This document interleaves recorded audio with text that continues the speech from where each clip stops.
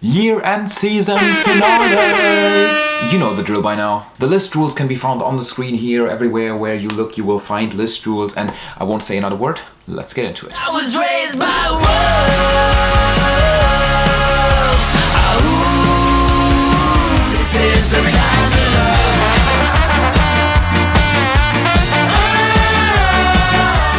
Yes, I am starting this list out with a ska punk album, and how could I not with the presence that the Interrupters had on their 4th album this year. Tackling mental struggles and Amy's troubled past, this album is full of conflict. Energetic but groovy. It's emotional, raw, but danceable. The lyrics are so dark, but the music is so light. That makes for a great mixture. I also need to shout out the production. The guitarist Kevin Bavona took over this time, and the entire product sounds mighty and bulked up. Great project altogether.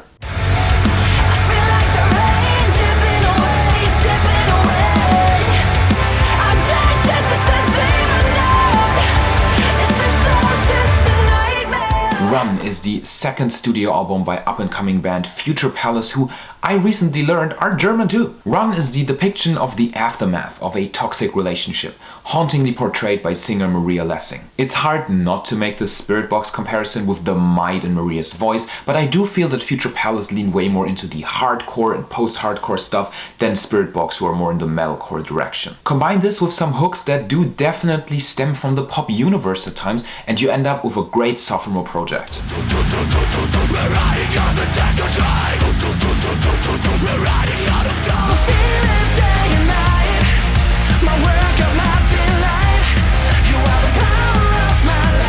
Electric Callboy, my countryman from Germany, released an album called Techno this year that features an array of genres like metalcore, pop-punk, hip-hop, German Schlager, but not techno in itself. Still, there's a lot of electronic elements on here, and this is essentially an updated take on the old and also new version of Attack Attack's metalcore. Yes, it's comedic, but it's also greatly executed.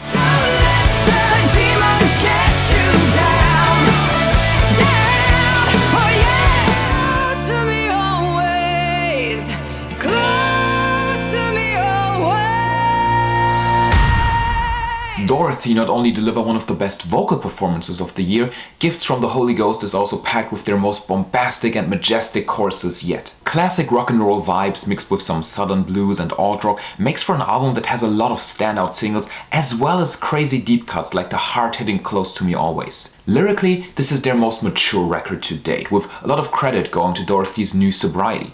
Great to see how positive change in the life also affects the music. So I made friends with all my demons, let them sink their teeth in. Got used to the feeling of letting it go.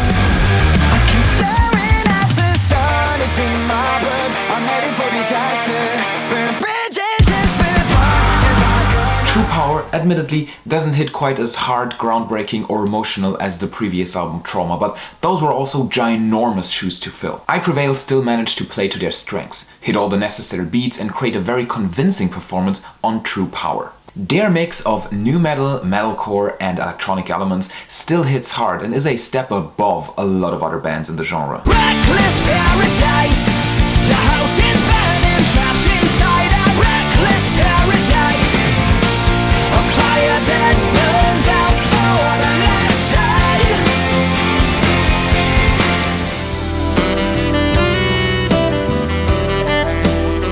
Crisis of Faith was years in the making, with a lot of singles being released way earlier than the album, and it made for the most diverse project that Billy Talent have ever produced. This album really has the whole range, from their shortest and punkiest song Judge all the way to their longest and most innovative song Forgiveness 1 and 2.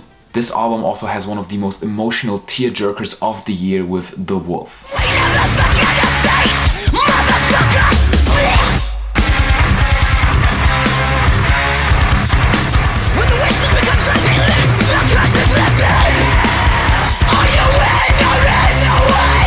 Rage Against the Machine meets brutal metalcore breakdowns on the show of force that is euthanasia. Political commentary wrapped in fast-paced drums, groovy riffs and a vocal delivery that shakes you with intensity. Personally, Craig Reynolds delivered the drum performance of the year here for me, but really the entire band came together and was angry together, and you can hear that on this album. Untainted love.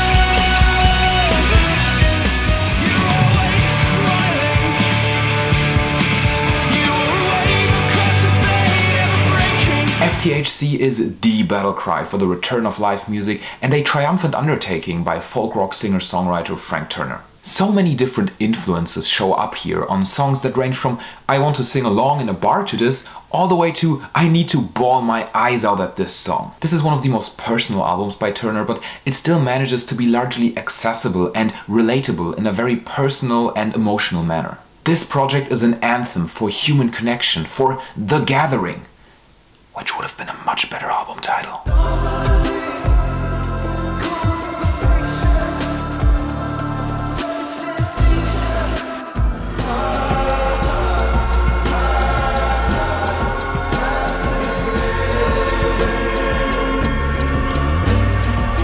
I don't think I have to tell anyone that Quadeca was the wild card of 2022. No one expected him to come in swinging as hard as he did, and I personally didn't even know of his existence, neither as a musician nor as a YouTuber prior to this year, but this new album really blew me away. I Didn't Mean to Haunt You is a concept album about dying, featuring emotionally charged lyrics and the most unique production I have heard this year. It doesn't always work out 100%, but is intriguing enough to keep reeling you back in, because there truly is no other album quite like this one. It's just a really unique experience from front to back and is very hard to describe. One of those rare instances where even I'm lost for words. So don't care about American thickness. If it hurts more, baby.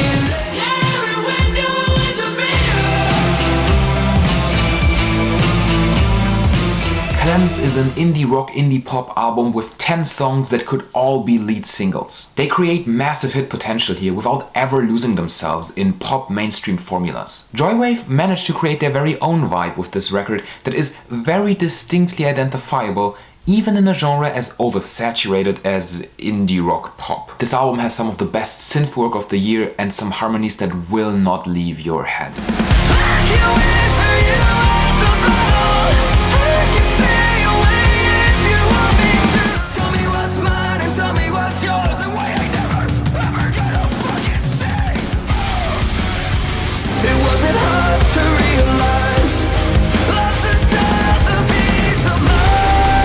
Bad Omens finally stepped out of Bring Me the Horizon's shadow for like 80% of the Death of Peace of Mind, which is simultaneously one of the best albums of the year and one of the most overhyped ones. Does this project feature innovative and diverse musical elements? Sure.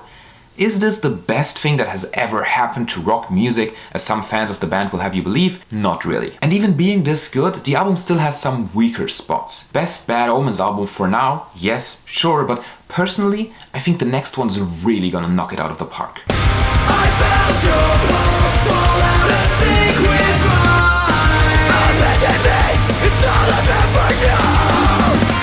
Make your guess on mine. The eulogy for those still here tackles grief, loss, and heartache in a heavy album, both thematically and sonically. This is one of those albums that really work well as one continued listen because of the high level of consistency within the mix and the songwriting without ever being repetitive. Some of the vocal deliveries will haunt you with the raw emotion at play here, and all of that being undercut with the heavy instrumentation. Chef's kiss. How do you feel beside when I don't sleep? Somehow found me. Do you still doubt me? Living in a dream state.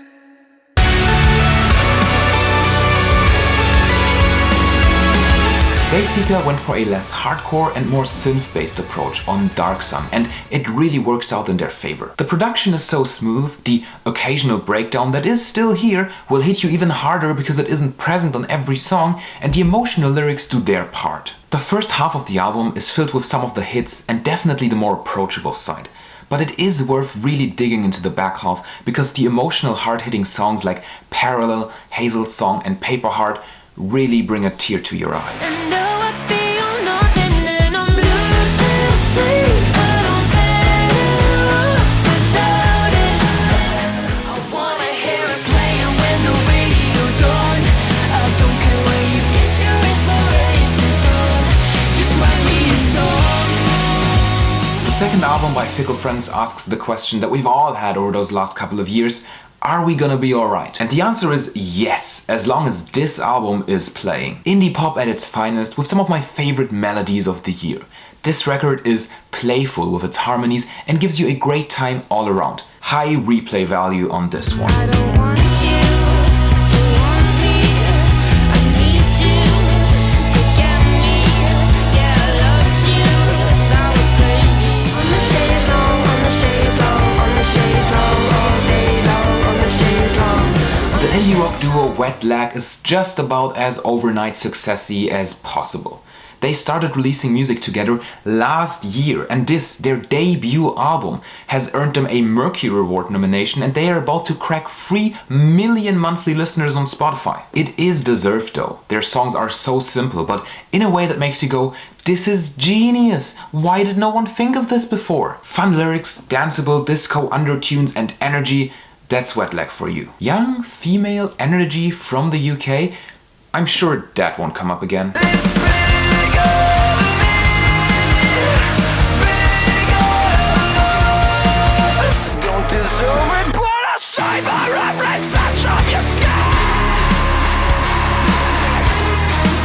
Datura by Boston Manor is such a good album, and it flew right under everyone's radar. To be fair though.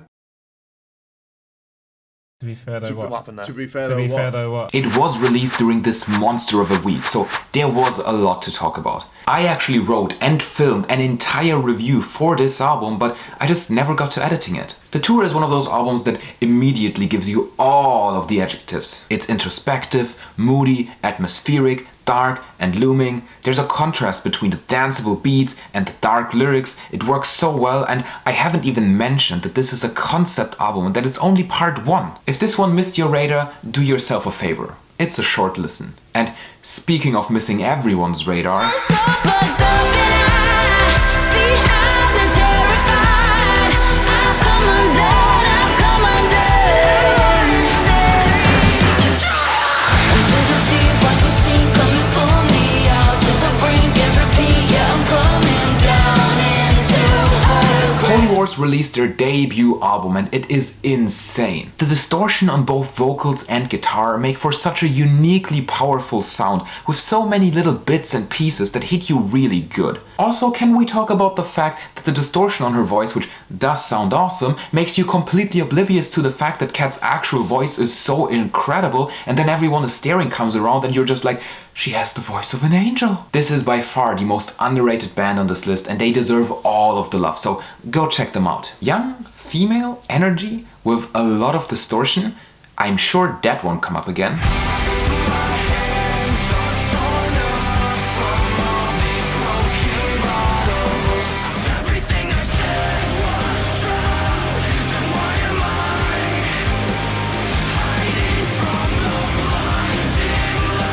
I think there's a big part of the metalcore community that would agree that this is the best metalcore album of 2022. Prada really outdid themselves on Color Decay with their most mature lyrics, one of the darkest atmospheres ever created on one album, all covered in beautiful guitar work, extraordinary drumming, and vocals that give you the headbangies and the emotions. They do all of this while still managing to stay accessible and mixing in softer elements. If you feel sad and want to get into metalcore, this is the album for you.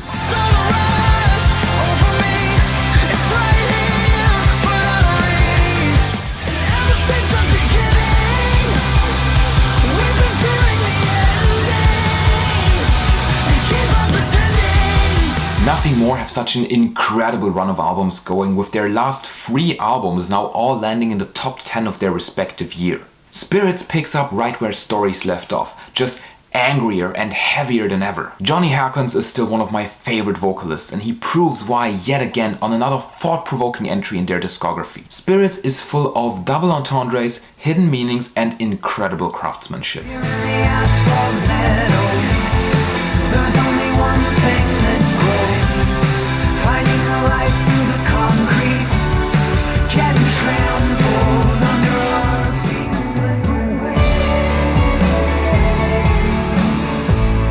Asphalt Meadows is a return to form from Death Cab for Cutie, largely inspired by the pandemic. And boy do they nail their comeback. So many great lyrics are found here, and they really got their very unique and experienced sound down to perfection on here. And on top of them nailing the sound that they are known for, we also get explorations in a bit heavier instrumentation, a bit more electronic influences, and the post-rock epos foxglove through the clear cut. Really joyous listen from front to back. Snow globes don't shake on their own.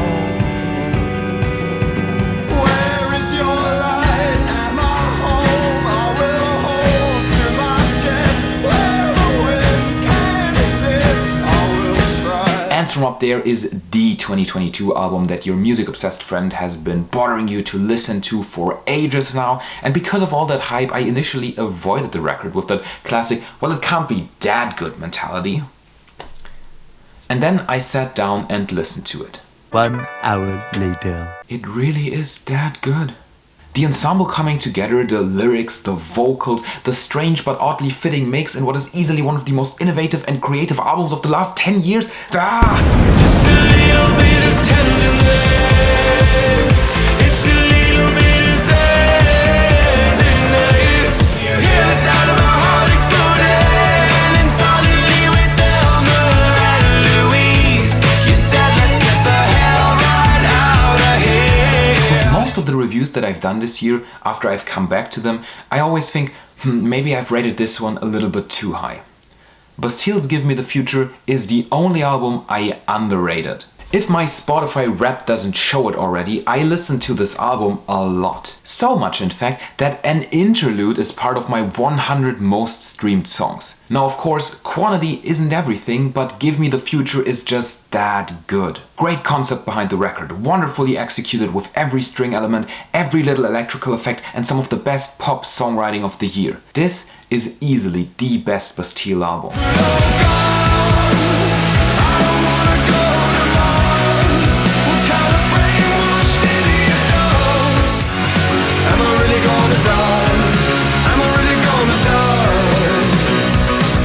As I Try Not to Fall Apart was my first encounter with White Lies, and they immediately blew me away. Because the album starts out with all of the hit singles, you kind of expect the quality to slightly decrease or show any signs of stopping at all, but nope. These are 10 songs that are straight 10 out of 10s. One vibe and soundscape that combines them, and they still all manage to sound individual. The deep cuts on here really make you fall in love with the album, like Ragworm or the epic Roll December. The instrumentation really manages to keep surprising you, the songwriting is genius, and the vocal performance is cherries on top. Paralysis, no one's getting out of here. Is this reality? Living in a bad dream. Call his name, you like to dip his head down low.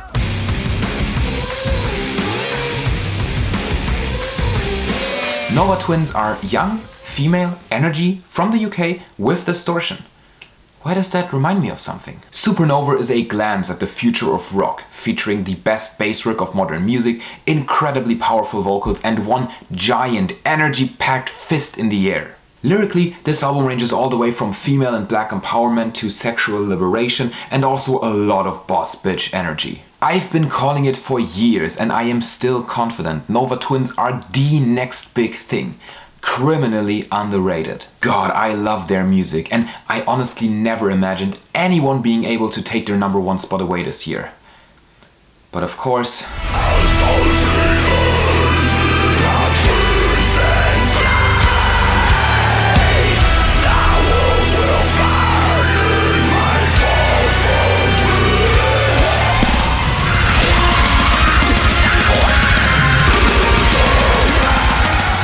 Pain Remains is quite possibly the best deathcore album of all time. The orchestral elements combined with the best guitar solos of the year, and Ramos, who's an unnatural little demon of a vocalist. This was such an unexpected hit in the face for me, especially as I wasn't even that big into deathcore previously, but the melodic spin that Lorna Shore put on the genre on this album is beyond incredible. The trilogy at the end would be enough to cement this as one of the best albums of the year, but the rest of the album keeps pace with songs like The Opener or Sun Eater or literally any other song on this album. I get that this might not be for everyone, but to me this is the best and most epic album of 2022. What do you think? Let me know in the comments down below. If you want more year-end season content, that's right there. And if you want to change this ugly number, then that button is also right there. Based approach on Darks. Run is the Run is the second album. That's not two. That's a weird thing. The second album by Fickle Friends asked the question. The second album by Fickle Friends asks